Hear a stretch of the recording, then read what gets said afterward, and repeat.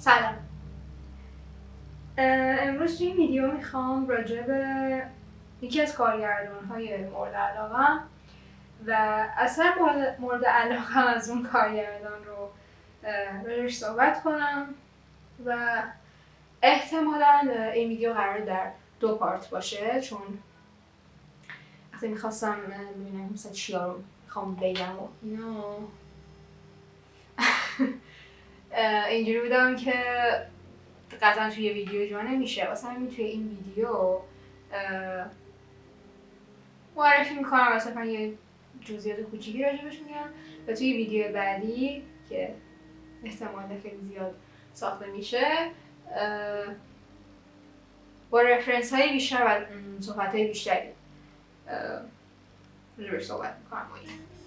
امروز میخوام راجب دیوید لینچ باتون صحبت کنم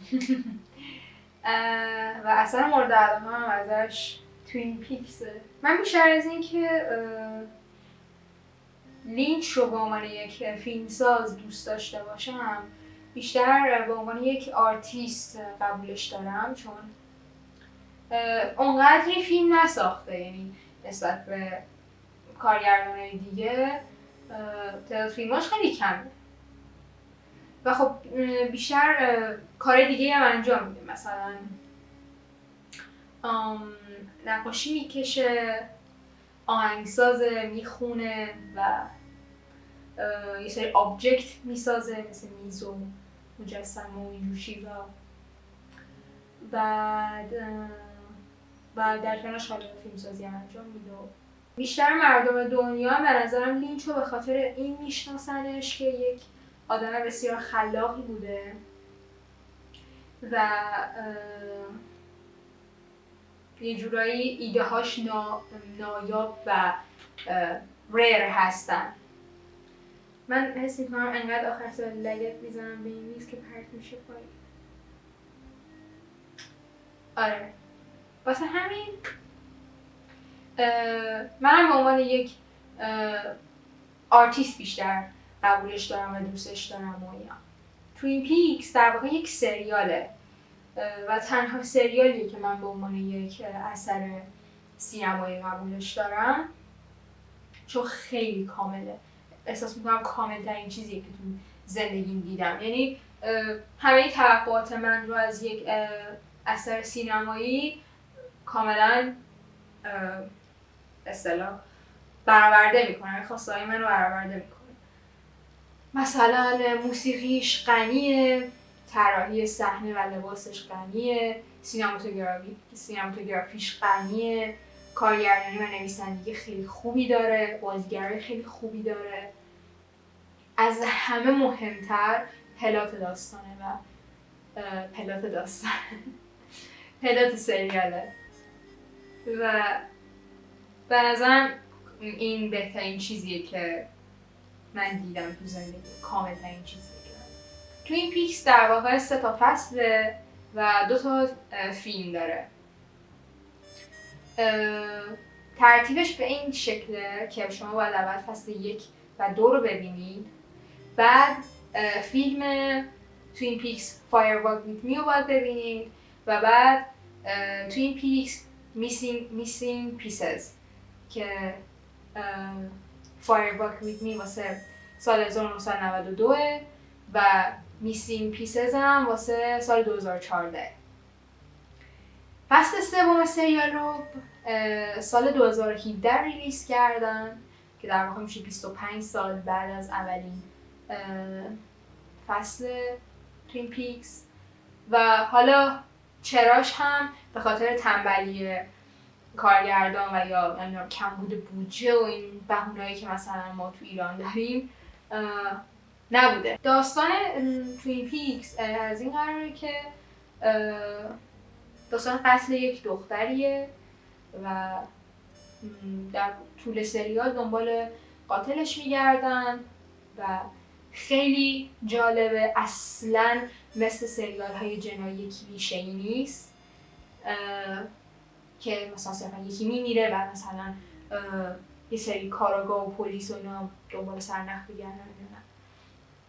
کلی دیتیل های خوشگل و زیبا داره که به ما کمک میکنه علاوه بر اینکه کم کم بتونیم اون در واقع معما رو حل کنیم، یه سری درس های زندگی هم به همون میده، یه سری کمک ها هم به همون میکنه تو این زمینه. و چون خیلی شخصیت های زیادی داره این سریال و همشون هم پلات داستانی خودشون رو دارن، این خیلی جذابش کرده به نظر من. و شما صرفاً حول محور مثلا 4 تا کاراکتر نمیچرخه، این سریال خیلی کاراکترهای زیادی داره، شاید 10 تا یا مثلا 15 تا کاراکتر خیلی مهم داره. توی این سریال یه کارگاهی وجود داره به اسم ایجنت کوپر. این مثلا که حالا شروع میکنم، من خیلی دیتیل نمیدم که اگه خواستین ببینیم مثلا خودتون دوست داشتین. صرفا میخوام بگم که داستان این که 25 سال بعد ساختن سریالو مثلا چیه. این یه شب خواب میبینه که همون دختری که کشته شده به اسم لورا پالمر میاد خوابش و توی خوابش بهش میگه که 25 سال دیگه میبینمت.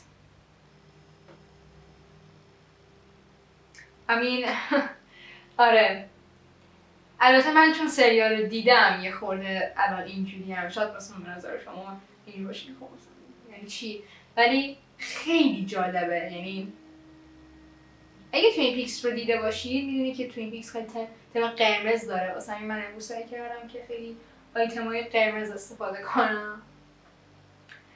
و بله، یه چیزی که خیلی برام جالبه توی سریال، ما بهتون گفتم فقط مثلا روی حل قتل مثلا پرونده این دختره مثلا نیست، یعنی فوکس سریال فقط رو این نیست، با اینکه شاید 80% سریال در پیش گرفته، ولی آره مثلا یه سری جزئیات های خیلی کوچولو و ریز داره و مثلا یه سری چیزها رو خیلی آیکونیک کرده. مثلا توی این شهر توین پیکس، شهری به اسم توین پیکس اصلا وجود نداره، یه منطقه توی سیاتل آمریکا که در واقع یه اسم خیالی براش ساختن.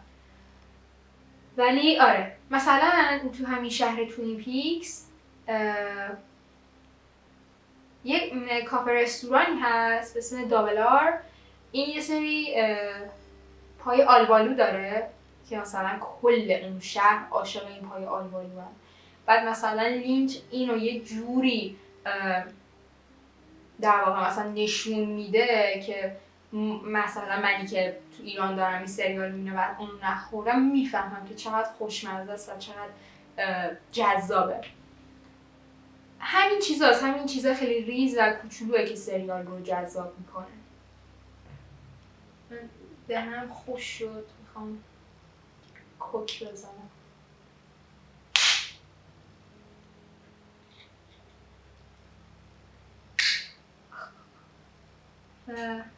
آره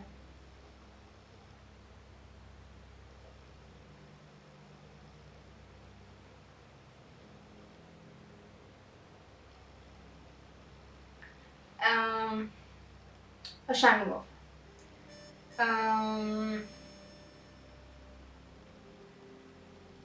کجا بودم اصلا کوکاکولا حواسم هم پرت کرد و باز شد که اصلا رشته کلام از دستم بره.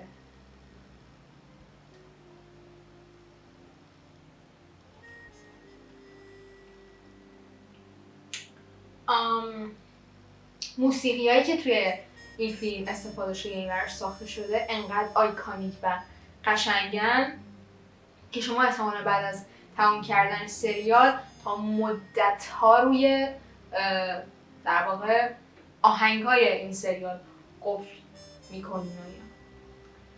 حالا یه کوچولو از توین پیکس میکشم بیرون و به لینچ میپردازم. اگر تا حالا از لینچ فیلمی ندیدین و دوست دارین با فضای ذهنیش آشنا بشین، میتونین فیلم کوتاهاش ببینین چون خیلی فیلم کوتاه خوبی هم ساخته. ولی خب اگر مثلا علاقه به فیلم کوتاه ندارین میتونین مثلا لاست هایوی رو ببینید، مال هالند درایو ببینید و اریزر هد. من خودم اریزر هد رو خیلی دوست دارم. خیلی در واقع فیلم کاملیه به نظرم. با اینکه یک کوچولو ممکنه حوصلتون سر بره، یک کوچولو، ولی آره اونم خیلی خوبه.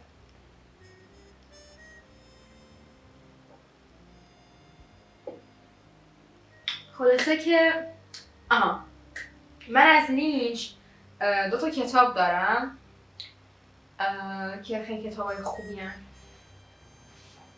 یکیش کتاب صید ماهی بزرگه از نشر بیدگل. اینا خیلی معروفه، اکثر آدم‌ها اینو خوندن، نمیدونم چرا، ولی خیلی کتاب معروفیه. من خودم میکنم 6-7 بار این کتاب خوندم و میخوام ببینم چه سالی خریدم این کتابو، چون من اول کتابم 17 جولای 2020. آره این کتاب من 2020 خریدم. قیمتش هم اون موقع 26,000 تومان بود. Good old days. کتاب انقدر گرون شده، فکر کنم اگه بخوایم کتاب کادو بدیم به هم، به ما یه کادوی خیلی لاکچری مثلا حسابش کنن آدم‌ها دیگه، چون خیلی گرون شده اصلا، خیلی زیاد. این کتاب خیلی تمرکزش بیشتر روی خلاقیت و مدیتیشنه. جون لینچ کسیه که مراقبه زیاد میکنه و به همه پیشنهادش میده و اینجوریه که راه رسیدن به ایده های خیلی بزرگ و قوی مدیتیشن و کلا میگه که مدیتیشن زندگیشو تغییر داده و آره این کتاب خیلی خوبیه. تمرکزشو گفتم فقط بیشتر روی مراقبه و خلاقیت. کتاب بعدی این در واقع مجموعه کتابه که اینجا هست، کتاب کوچک کارگردانان. مثلا این مال دیوید لینچشه، مثلا کوبریک داره، کیشلوفسکی داره، وودی آلن داره، مثلا این نشر مال بیشتر کارگردانان. این کتاب میاد همه فیلمایی که لینچ ساخته، حتی توین پیکس که به عنوان سریاله، حتی فیلم کوتاهاش آورده دونه دونه مثلا تو هر بخش و مثلا حواشی اون فیلم، بعد مثلا اتفاقاتی که افتاده، یه داستانی مثلا پشت صحنه بوده یا مثلا یکی از صحنه‌هاش یه مثلا بک استوری خاصی داره، اینا مثلا تو این کتاب اومده گفته راجع به هر فیلم. عکسای جالبی هم داره. من این کتابم خیلی دوست دارم. اینجا یه سری نکات راجع به توین پیکس نوشته بودم که فکر کنم همه رو گفتم در این بخش، در حد اینکه معرفیش کرده باشم. بعد اینکه اون قسمتی که گفتم لورا پالمر میره خواب ایجنت کوپر، یه جا ایجنت کوپر حالا بعدن که از خواب بیدار میشه و برای همکاراش میخواد تعریف کنید، کوتی داره. من کوتو خیلی دوست دارم، میگه که break the code, solve the crime. در واقع منظورش همون خوابش بود، میگه که خواب من یک کدیه برای در واقع حل کردن معمای قتل لورا پالمر. و آره مرسی، دمتون گرم که این ویدیو رو تا آخر دیدین. قسمت بعدی این ویدیو رو من میسازم و راجع به اطلاعات بیشتری راجع به توین پیکس میگم، خیلی بیشتر رفرنس میدم و منتظر باشین.